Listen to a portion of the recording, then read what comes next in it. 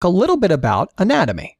Sinuses are hollow spaces in the bones around the nose that connect to the nose through small, narrow channels. Humans possess 4 paired paranasal sinuses. Your cheekbones hold your maxillary sinuses, the largest. The low center of your forehead is where your frontal sinuses are located. Between your eyes are your ethmoid sinuses. In bones behind your nose are your sphenoid sinuses. They're lined with soft pink tissue called mucosa. Sinusitis means your sinuses are inflamed. What causes sinusitis? 98% of sinusitis occur due to viral infection. It can also be caused by bacterial infection, while a small population can have it due to fungal disease.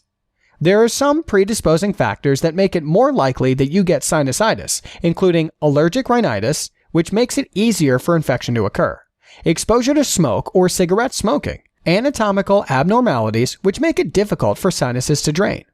The central event in sinusitis is blockage of the sinus openings, or ossia, as a result of inflammation. Unable to circulate air and eliminate the secretions that are produced, obstructed sinuses become an ideal environment for bacterial infection. Types of sinusitis.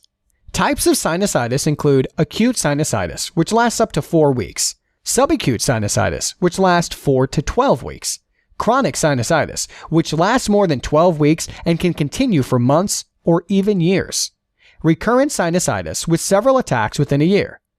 What are the signs and symptoms of sinusitis? First thing that most people notice is going to be pain.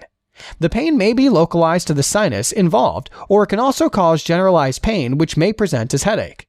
If you tap on the sinus involved with finger, it can produce tenderness.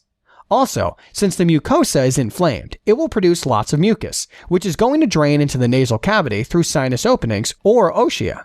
Once in the nasal cavity, there's only 2 things it can do. First thing is to come out of your nose so people will notice nasal discharge. The second thing it can do is go to the back of your throat, as the back of your nose is related to back of your throat, and there it causes irritation and cause you to cough.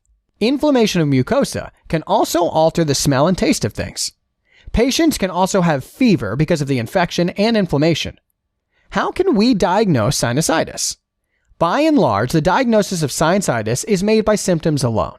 Common symptoms include nasal or postnasal drip, sinus pain or pressure, nasal congestion, decreased ability to smell, cough, headache, and fever. But sometimes the symptoms aren't clear-cut. In that case, there are some other tests that can be done to diagnose. Sometimes a medical practitioner will take a look inside your nose to get a better look at nasal or postnasal drip. This is called rhinoscopy.